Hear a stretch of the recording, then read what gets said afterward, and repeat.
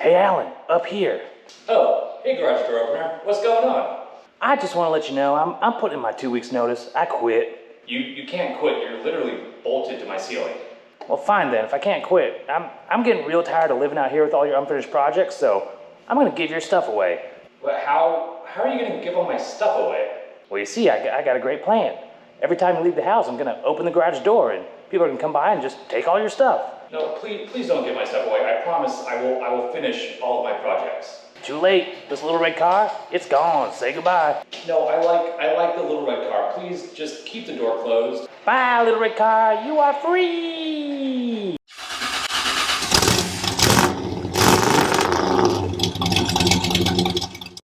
I was out here recording this hilarious introduction to the video, and well, I guess that segues perfectly into what we're doing today. My garage door is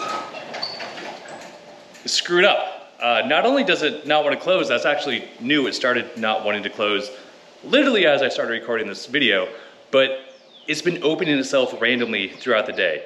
I no joke, I come home, my garage door is open, and I think, am I crazy that I did not close it? So I started making sure the garage door was fully closed before I left, and I come home and it's open. Multiple times throughout the day, I will be working, whatever. I get an alert on my phone, got a smart garage door that my door is opening. It won't stop opening when I'm not here or when I don't want it to open. Good news, you can actually, on most garage door openers, just hold down the button and it'll override all of the safeties that might not be working and force your garage door to close.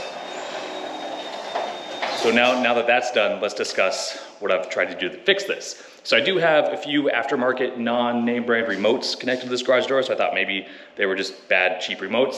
So I reprogrammed the garage door, wiped all the remotes out, and it was still doing it. I'm also getting some errors about some sensors, so I installed new safety sensors. It's still doing it. So that brings us to, I'm done troubleshooting and fixing this garage door open. We're gonna replace it with something better. We're actually gonna replace it with one of these, a jackshaft garage door opener, which is gonna make things in here not only hopefully work and close my garage door, but give me so much more space, and it's gonna be so much better and hopefully easy to install because it's hot out here and I don't wanna spend a lot of time in my garage today. So here is the plan. What we have up there is a traditional overhead garage door opener. You can tell it's an overhead garage door opener because it's over your head. And we're gonna replace it with these. A jackshaft garage door opener. I installed one of these on my little baby garage door when I had to raise the garage door height so I could get the lift in here. And honestly, I love it. Installed super easy, it's out of the way, and look at all this extra space you have for activities up here. And when I say extra space for activities, since this whole assembly, this rail, these mounts, it's all gone when you use a jackshaft garage door opener. You can store things up there. You can install some garage ceiling hanging shelving that they sell to store things. You have a spare plug, which you won't be using, so you can install more pulley down cord reel things. And then most importantly, in my case, if your wife drives a lifted Toyota 4Runner with a roof rack, she'll no longer hit the light bar on the garage door opener if she's a little off center. Also in an upcoming video, I'll be putting new lights on the 4Runner, but that's besides the point. So the jackshaft opener that I bought is made by Genie. I went with this one because, well, I installed this exact same one before on the other side of the garage, but this one actually has a couple more options, the biggest being a battery backup. So when my power goes out, I can actually still open the garage door without having to pull the safety. And wow, I'm just a monster. I'm just tearing this thing out. Let me get in here and then we'll see what this whole thing comes with. So here is everything that was in the box that we actually have to install. The first thing is our actual drive motor that mounts to the shaft with a spring on it on the front of our garage door here. And it can actually mount to either side of that shaft. My plan is to mount it right below this one because I already ran power up there for that garage door opener. I did some measurements, there's enough space. Some fool installed a vacuum cleaner and a car lift and all sorts of things in the way, but I think we can work around those. That shouldn't be a problem. Next up, we have our coupler. This is what actually attaches our opener to our shaft on the garage door. We have our safety sensors. They're required these days, so they will get installed so they don't crush anybody. Our safety sensor Wire, I really like this. So that's one of the reasons I went with this door, is because when I installed the last one, it came with this nice electronic deadbolt latch right here.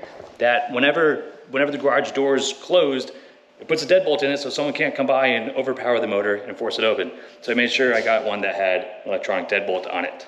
We then have our wireless things like our wireless remote, our wall clicker panel plate to open it from the wall. It's actually a wireless remote also, which is great, so I don't have to run a wire all the way from the unit along the wall to over here. And you know what, now my plugs, my switches are gonna match, which that makes me really happy. And then we have our garage light. This is actually wireless and Bluetooth. And if you can tell, when I installed the last one of these, I didn't put the light in. I think this, much like the safety sensors in a lot of places, is a code thing now. Your garage door opener has to have a light attached to it. It has to be turned on when it's opening and closing. This is gonna go in the attic with the other light. Unless someone needs a lot of just Bluetooth garage lights, let me know, I'll send them to you. And then last but not least, the battery. This attaches to the bottom of our opener, and in theory, it charges off of the power when it's plugged in the wall, and when the power goes out, we can still open our garage door. First thing we're gonna do is see if this actually fits over here. Like I said, I've installed quite a few things on this tiny wall, so it could be tight, but if it fits, which it looks like, oh yeah, this thing's gonna fit. So it'll fit right here. The second question is there wood behind this wall to mount the opener to? So the opener only mounts with one tiny little bracket. It's kind of crazy, but this one's been here for a year, same way, no problems. I just don't want to have to open up the drywall and reinforce this wall. So let's see if there's anything behind it to mount this opener to. I will not make a stud finder joke. I will not make a stud finder joke. I will not make a stud finder joke. Uh-oh, found one. Oh yeah, according to this thing, we've got something to bolt into. And like I said, this door opener literally uses one bracket. It balances on the shaft, and nothing else holds it on. So let's drill one hole and install our garage door opener.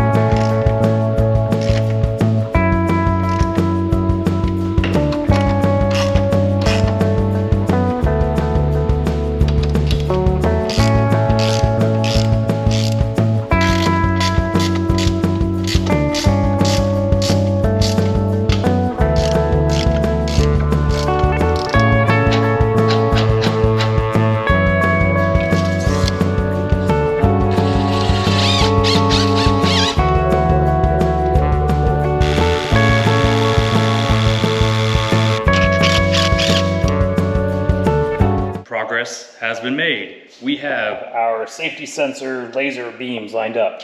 We have our lock hooked up to the thing. Needs a little bit of wire organization. Actually, we need to do a bit of wire organization. It's installed, it's plugged in. I have disconnected the old garage door opener from the garage. Took the batteries out of, this is the remote that mounts to the wall over here. It's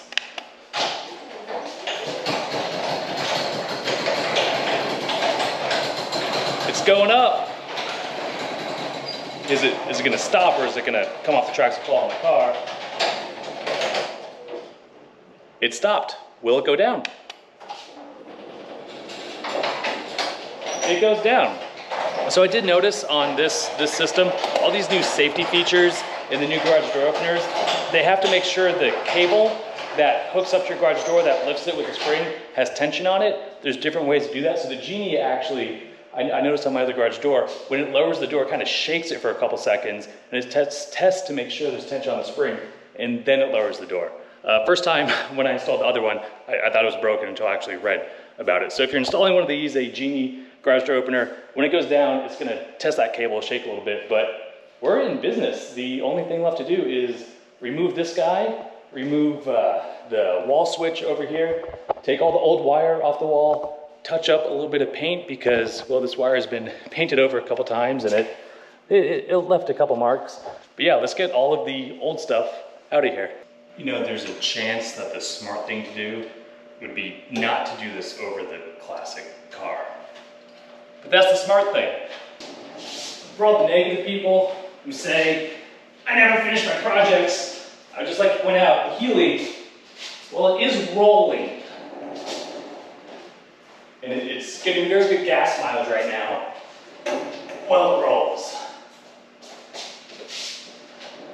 You have no idea how often I have to do this. Yeah, but that should be enough space to get this thing down safely. This seems safe.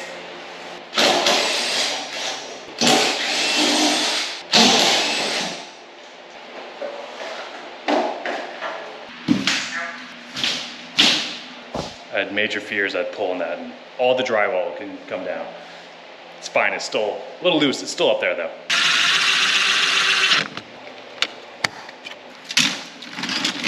Good news, we're done. This guy is no more. And we have so much more space for activities up here. I would honestly say if you're building a house, if you're putting a new garage door opener in, don't even go with the overhead door. Maybe there's a reason, maybe you need them for much heavier doors. I've got a 2-car garage door, it's not insulated, it's not super heavy. There's so much more space. You can do so many more things. And if you notice, my lights kind of end where the garage door opener was. And over here, where there was no garage door opener, they go further. So I might need to get some more lights and extend them further down since I have so much more space now. But the garage door opener is all in. I've got the battery backup hooked up. All the remote controls are programmed. And it makes me so happy, and my inner OCD is just feeling so good that I have 2 matching garage door openers, but more importantly, 2 matching buttons sitting side by side over here. And they both work. For the first time in a long time on Zero to Awesome, we've had a fail-free event. Actually, let's see if they both close.